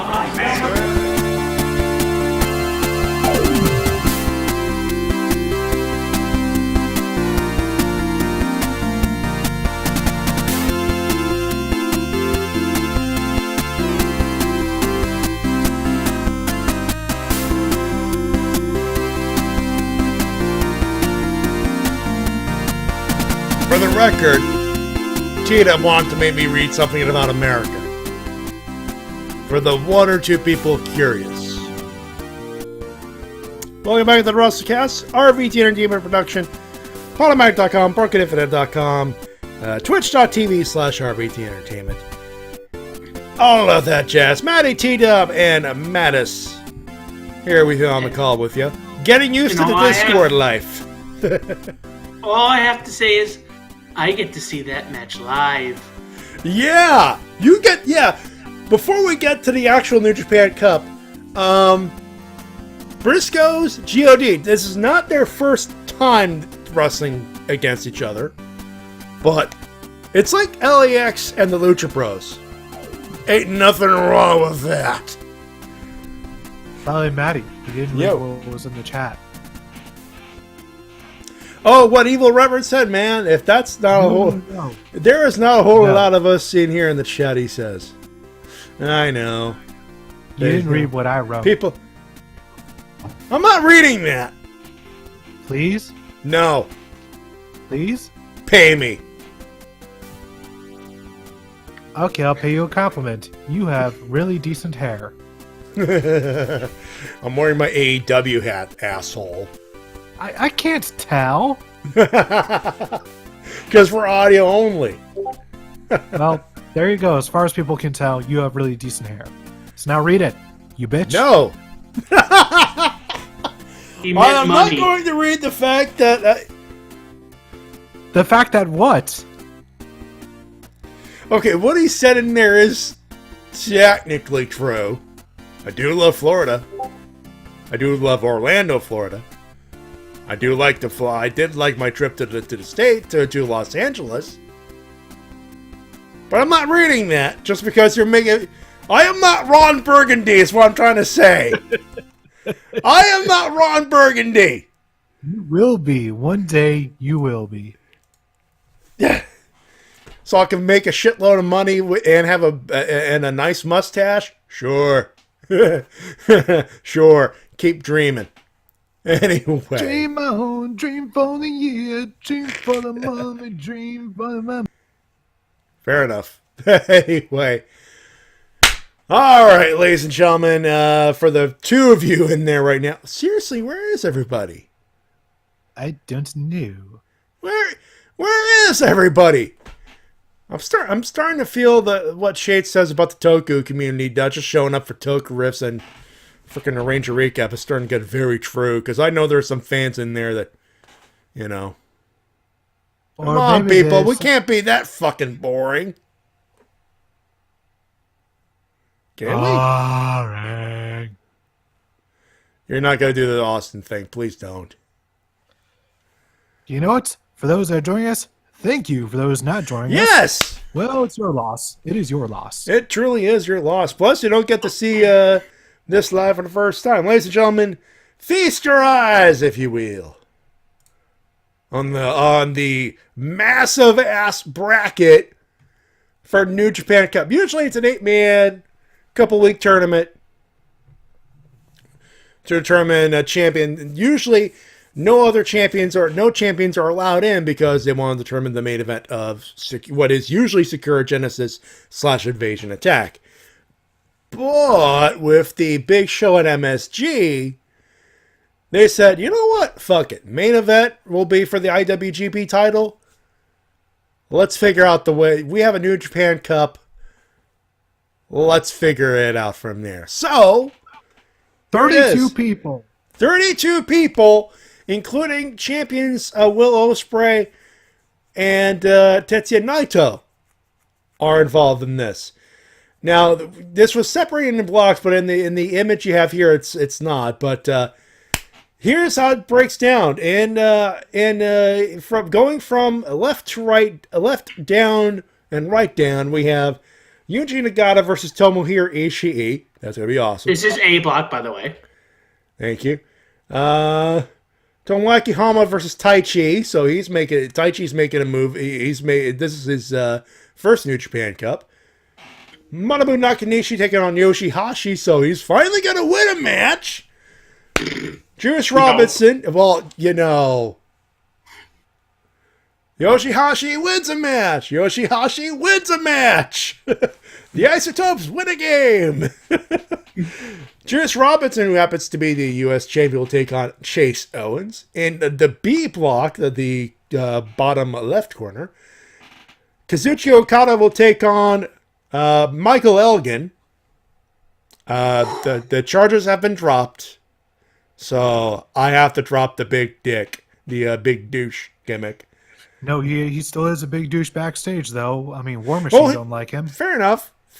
But at this point, I ain't calling him Big Mike, just Michael Elgin and moving on. You know, I'm not getting my ass in trouble over a lawsuit just because we want to call him Big Douche. He is Michael Elgin, moving on. Mikey Nichols, who I believe is a product of the LA Dojo, as a matter of fact. That's the former Nick Miller from NXT. There you go. Oh no, that's right. Yeah, Nick Miller. I forgot. Yeah. Yep. He is one half of the Mighty Don't Kneel. Which is surprising because, again, this is not an incident he would go. He asked for his release because he said he wanted to be home to his family, and now he's leaving his family. I guess everything is okay. I mean, well, the schedule, to be fair, the schedule is a lot less, you know, it's a lot less WWE, a lot more, you know, open to it. And you know what? To be fair, he works better in Japan, in the Indies, in all fairness. But he's taking on the returning Hikuleo, who actually came back at Honor Rising, which what the clip you heard, that's from the night 2 of that particular 2-night event. Will Ospreay will take on Bad Luck Fale, and Toa Hinari will take on Lance Archer. In the quote-unquote evil block. By the way, go ahead. By the way, Hikuleo, I believe, is the only... Chase Owens. What'd you say? I was going to say that Hikuleo is the only Bullet Club member, and then I realized, oh, no, wait, there's Chase Owens. Chase Owens is in there as well, yeah. Yeah, there's only two. I can see there's only two Bullet Club guys in there. That is weird. But then again, Tama and the God are already attacked. Are the tag champs? And wait, I just realized Bad Luck Fale's there, so there's 3. Fale's in there too. Yeah. And the quote unquote evil block, and it kind of is evil. It's a C block. Hiroshi Tanahashi will take on. Yeah? I said copyright. I'd like to say going down. It's not copyright. It's probably copyrighted by New Japan anyway, so too bad. Well, evil because it's like, it's where everybody's hopes go to die. Well, it's a stacked fucking block is what it is, and you're correct in assuming that it is fucking stacked because Hiroshi Tanahashi will take on Shota Umino, so that's going to be a good test for him. Wow, putting somebody who is a young lion in there. To be fair, I've seen his match at. Have you seen his match at Honor Rising? He's put up some improvement. Well, that's good to know. There is some improvement in there, and it's a good test for him too. So you know what? In fairness, it's a good test. Hiroshi Tenzan will take on David Finlay. Kota Ibushi will take on Tetsuya Naito. My God, they gave us the main of the finals of the New Japan Cup round. Yeah, this was last year's New Japan Cup final, and it's oh my, it's opening. It's in the opening round of the C block. How about that shit? And Evil will take on Zack Sabre Jr., so that it will be a thing as well. And in the D block, here's Togi Makabe versus Colt Cabana. Oh, Lord Jesus Christ. Yeah. There will be comedy and someone's gonna die.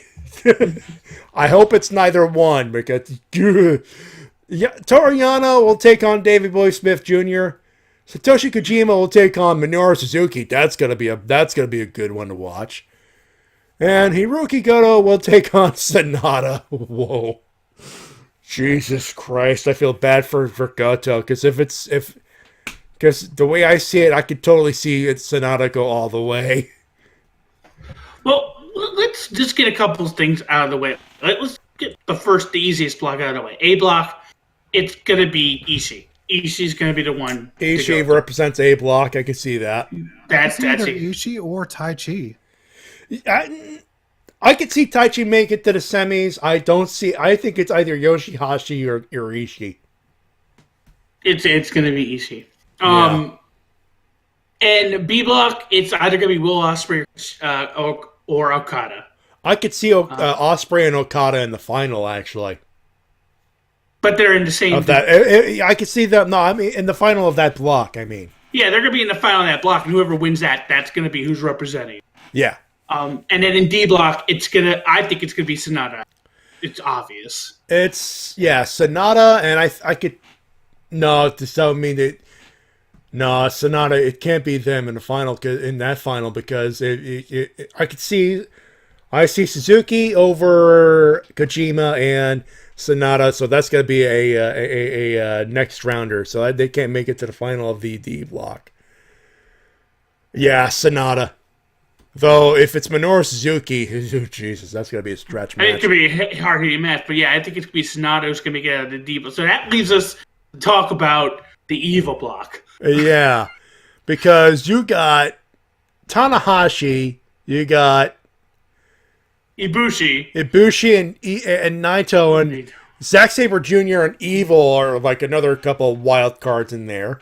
You got several New Japan Cup winners all in the same block. This is a holy shit moment. To which, if it is Naito who's going to win and go on to challenge for the title at G1 Supercard, he has to defeat Ibushi, more than likely Zack Sabre Jr., yeah, Tanahashi, more than likely have to then defeat Sonata to move on to the finals, and then is more than likely going to have to probably face Okada in the grand final. Yeah. Yeah, if here's the thing, if Tanahashi is to make it to the final four here, we know that's an easy win. I don't think we're going to argue on that. He might have to face Ibushi or Naito because they're going to fight each other in the first round. Evil and Zack Sabre Jr. I could see...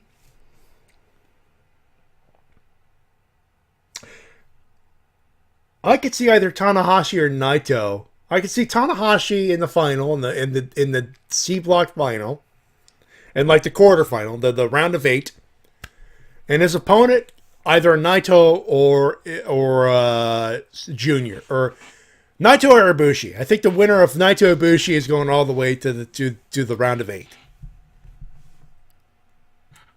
I think it's going to be Naito, and I just want to sit here and say this: if Naito wins the whole thing through that grueling of a contest, to that amount of quality opponents, and they don't have him win the title at the G1 Supercard, that is a crime.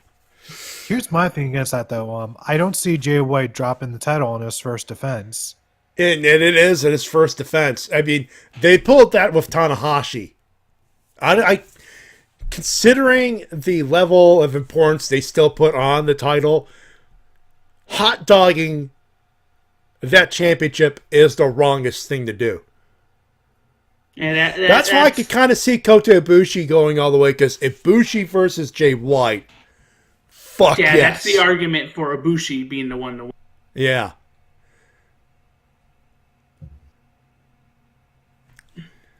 Like, but then again, we don't know how they operate, and we didn't think that they would take the title so soon off Tanahashi.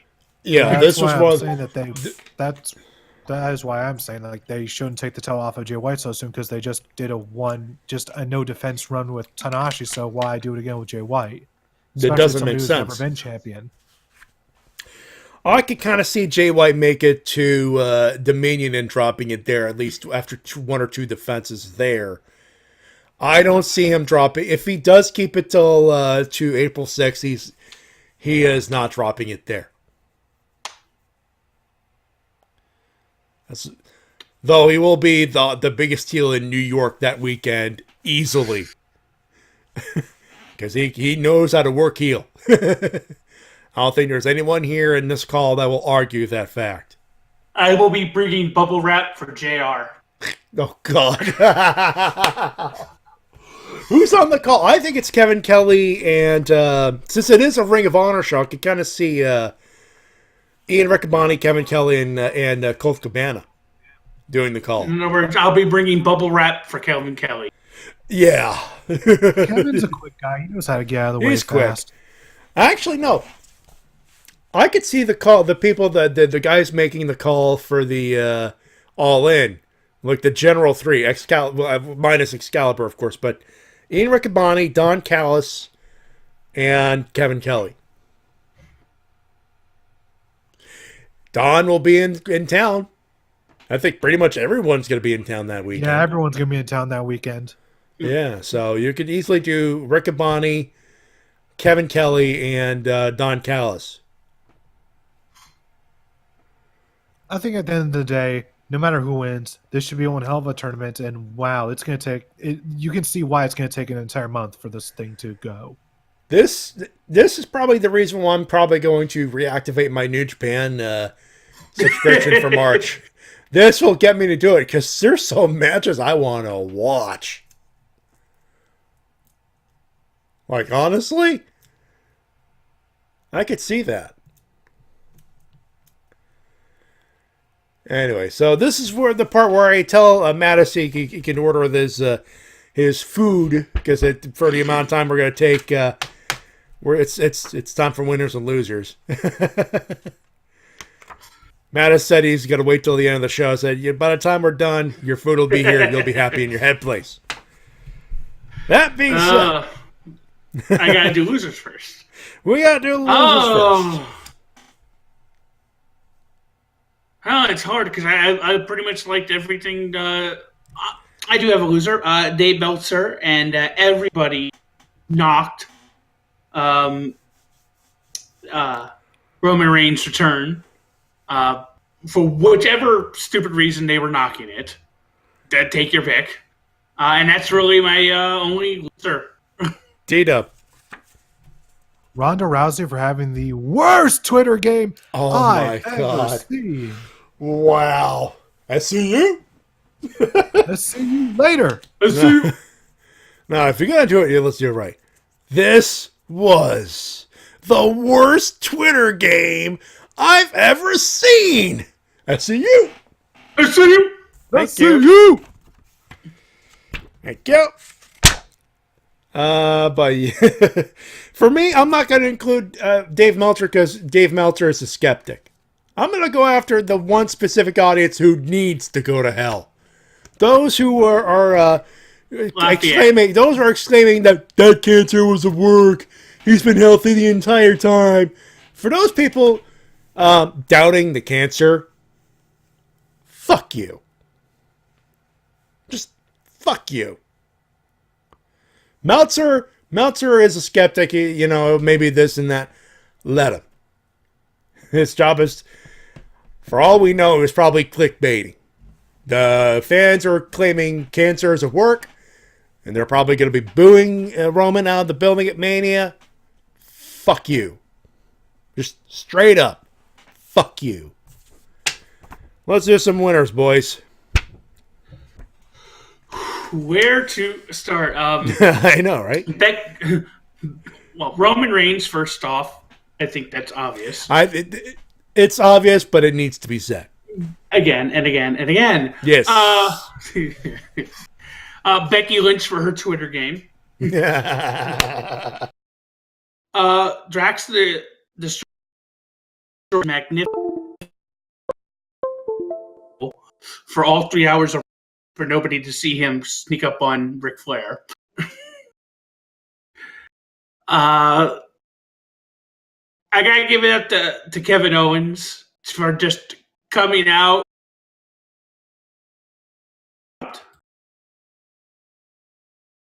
Am I still here? Hello? Yes, you're still here. I heard something in my earphones and I thought I got dropped. Discord. That's Discord. Okay. Where was I? Oh, yes, I was talking about. So Kevin Owens coming in, sitting down, just being.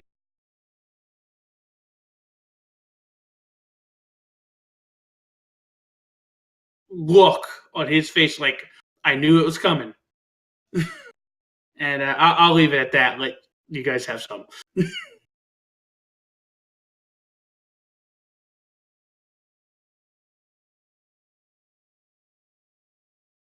Matty, are you there? Matty says, wait.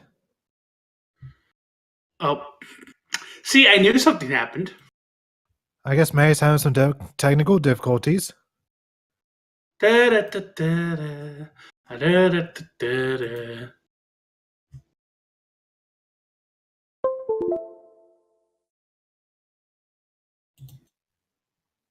So, how's everyone's night going?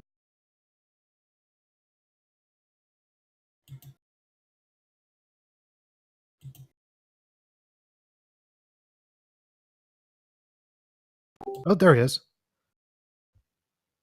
Matty?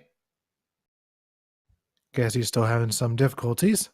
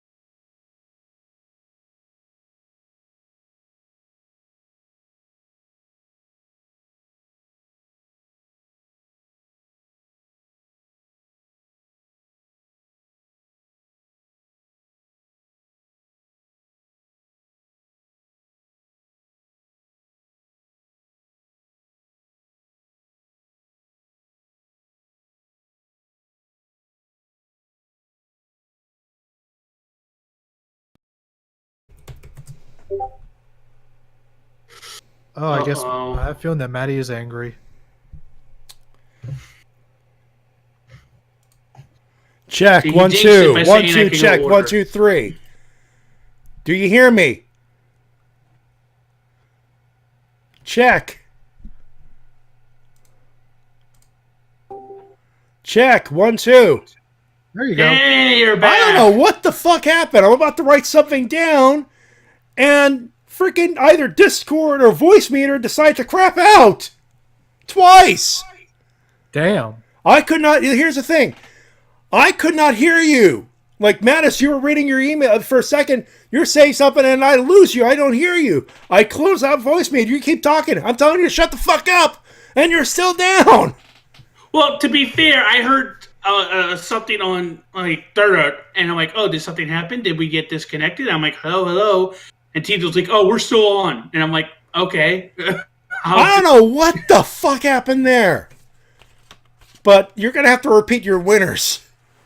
So I'll do that very quickly. Besides, which I said, Dave Bautista for being invisible.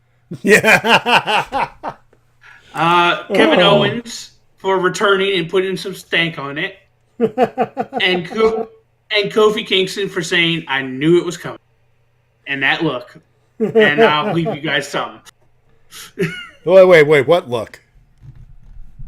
Oh, the look he had, like, when Vince took his shot away, and he gave, like, and they, like, zoomed in on his face, and he was like, "I knew it was coming. Why did I think it'd be different?" I was like, "I knew it was coming."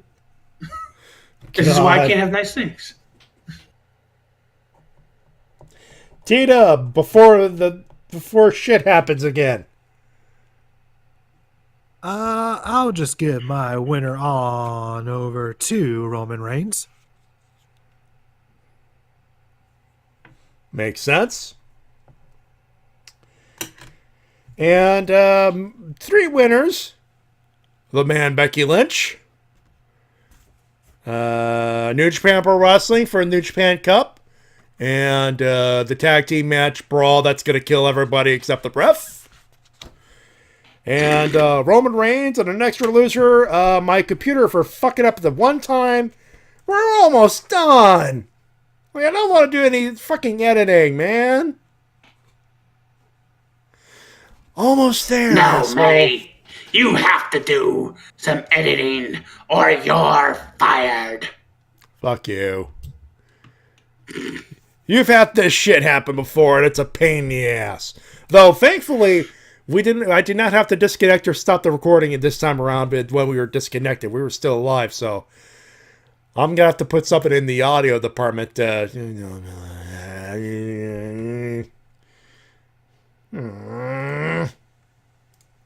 Basically, as soon as that shit happened, I should hit this button right here.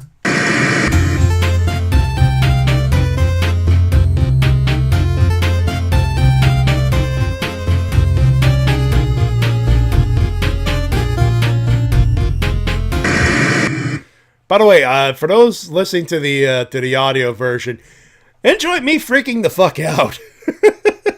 Just saying. Because I was freaking the fuck out as soon as what the fuck happened to my mic? My God. And honestly, I don't know what the fuck happened. Anyway. Yes, even Reverend, even I have found an 8-bit version of Baby Elephant Walk. Not the one from The Simpsons, sadly, but close enough, right? All right, Matis, let's do some plugs. While we're still alive. While we're still alive. You can find my videos at YouTube by searching for the Absolution Network or Matis Leonhart. Where I do CM2's wrestling reviews. I know I have episode 104 out, and I still have to get episode 103 out. Don't ask why that happened. Just understand. I had to reshoot stuff. But hopefully I will have episode 103 with the reviewing of the New Beginnings tour of New Japan Pro Wrestling out soon. And hopefully I will try to get a new episode of Tom's prerogative out, where let's just say it's time to go to Beast Wars.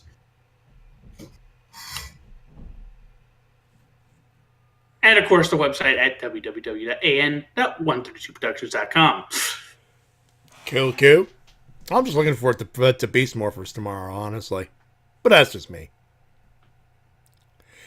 T-Dub, you are almost done with Life is Strange. Yep, got the finale coming out tomorrow, actually. Going to have that come out a few days early. And then on Monday morning, you'll be able to see a brand new script review from me where I talk about The Legend of Zelda Majora's Mask. So get ready for that. Cool.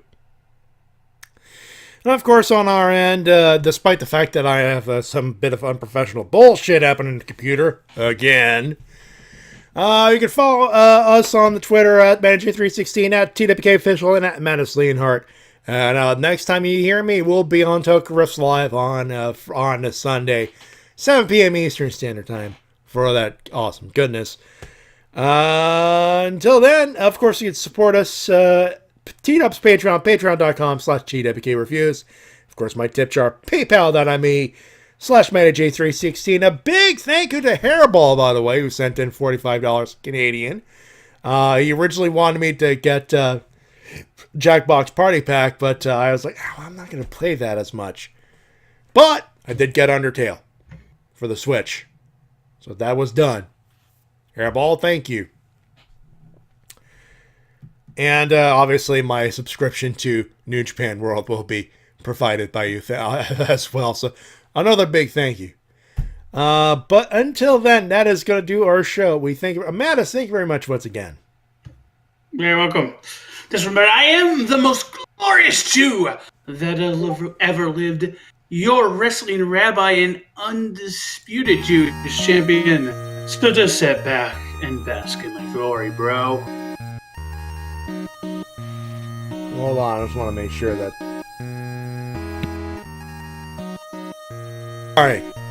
Alright, I had to make sure I had to mute my mic real quick to say, oh god, my computer didn't fuck everything up, didn't it? Thankfully, no. Okay, guess who's getting a refresh? Yeah, a reboot, but when we get off air tonight, folks. This motherfucker. Seriously, I download 2 tokusatsus I've been wanting to watch forever, and this happens.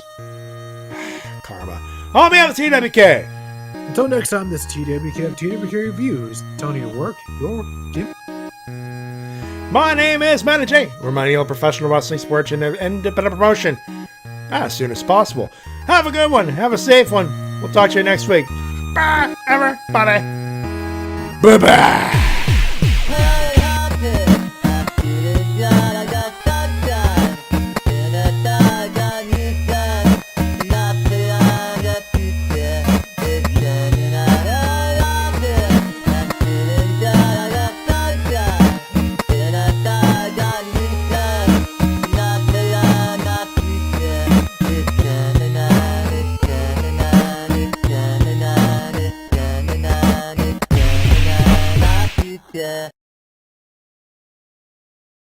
Check out one thing that kept Roman motivated in his time of recovery, his upcoming guest role on the Nickelodeon hit Cousins for Life. Wait.